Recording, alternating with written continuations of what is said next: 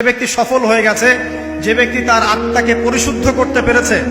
ওয়াকাদ খাবা মান দাসাহা, যে ব্যক্তি আত্মাকে পরিশুদ্ধ করতে পারে নাই সে ব্যক্তি ধ্বংস হয়ে গেছে।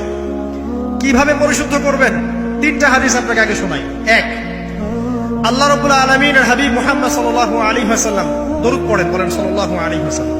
তিনি বলছেন যে আল্লাহর এমন কিছু বান্দা আছে যারা জান্নাতে প্রবেশ করবে, যাদের অন্তরটা হবে পাখির মতো নরম। কার মতো? পাখির মতো। একটা হাদিস শুনলেন। দুই নম্বর হাদিস, আল্লাহর রাসূল সাল্লাল্লাহু আলাইহি ওয়াসাল্লাম বলছেন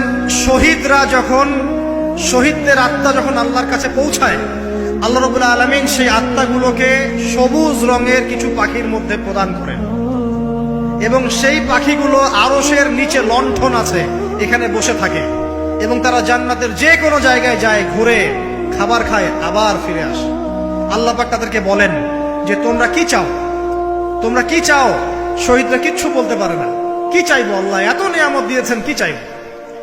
যখন আল্লাহ বারংবার প্রশ্ন করতে থাকেন তোমরা কি আর কিছু চাও, তোমরা কি আর কিছু চাও, তোমরা কি আর কিছু চাও, তখন শহীদরা শেষে বুঝে যে আমাদের কিছু না কিছু তো বলতে হবে এখন।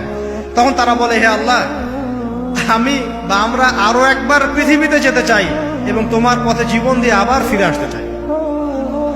আল্লাহ পাক বলেন এই সুযোগ তো আর নেই, অতএব তোমাদের আর কিছু চাওয়ার নেই, তোমরা এখানেই থাকো।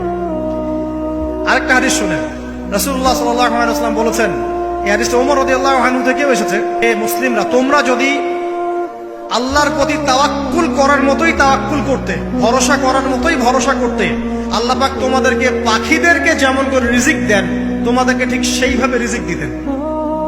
তোমরা কি লক্ষ্য করো না যে পাখিরা খালি পেটে বের হয়ে যায় বাসা থেকে সকালবেলা এবং সন্ধ্যাবেলা ভরা পেটে বাসায় ঢোকে? আপনাকে যে তিনটা হাদিস শোনালাম, এই তিনটা হাদিসে একটা শব্দ হচ্ছে কমন। শব্দটা কি বলেন?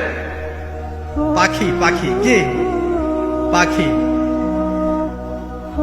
আল্লাহ রাব্বুল আলামিন পাখিদের কাছ থেকে আমাদেরকে শিখতে বলছেন এবং বলছেন যে পাখিদের মনটা হয় খুব নরম, খুব সফট এবং তারা আল্লাহর প্রতি তাওয়াক্কুল করে পূর্ণ মাত্রায়। তারা সকালবেলা ভোরবেলা বের হয়ে যায় এবং সন্ধ্যাবেলা বাসায় ফেরে, খালি পেটে বের হয়, ভরা পেটে বাসায় ফেরে। এবং আল্লাহ পাক সবচেয়ে সম্মানিত মৌত যেটা শহীদের মৌত, সেই শহীদদের আত্মাকে আল্লাহ পাক পাখির রূপ দিবেন। তাহলে পাখিটার বিষয়ে একটা ফোকাস করা দরকার আছে না? আচ্ছা, এখানে আসেন। পাখির মন হচ্ছে নরম, মানে পাখির মনটা তাসকিয়া, আত্মশুদ্ধিতে পরিপূর্ণ। কদ আফলাহা মান যাক্কাহা, সে ব্যক্তি সফল হলো যার হৃদয়টা পবিত্র, নিষ্পাপ, নিষ্কলুষিত হলো, সে ব্যক্তি সফল হবে ইনশাআল্লাহ।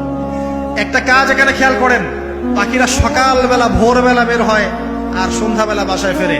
এখনকার মুসলিমদেরকে দেখবেন দুপুরবেলা ওঠে, রাত 3টায় ঘুমায়। কথা কি বুঝেন নাই? পাখির একদম ভোরবেলা ওঠে, যখন ফজরের আজান দিচ্ছে ঠিক তার এক মুহূর্তে পাখির কিচিরমিচির শুনছেন, তার মানে নামাজের ওয়াক্ত প্রায় চলে যাচ্ছে।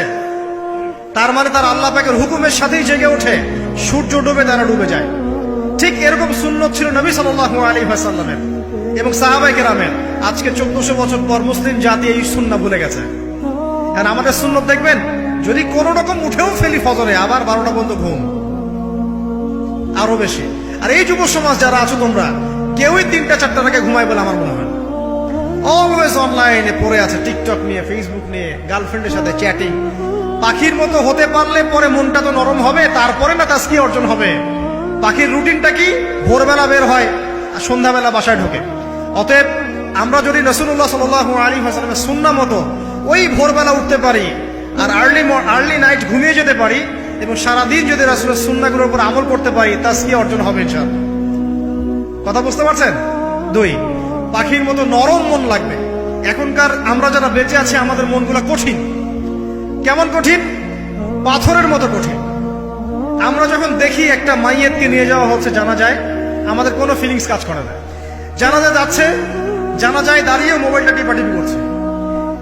জানাজার সাথে চলছে, কোনো ফিকির নাই যে এই জানাজা আমার হবে কালকে, ওই মোবাইল টিপাটিপি করছে। আমি এমনও দেখেছি দাফন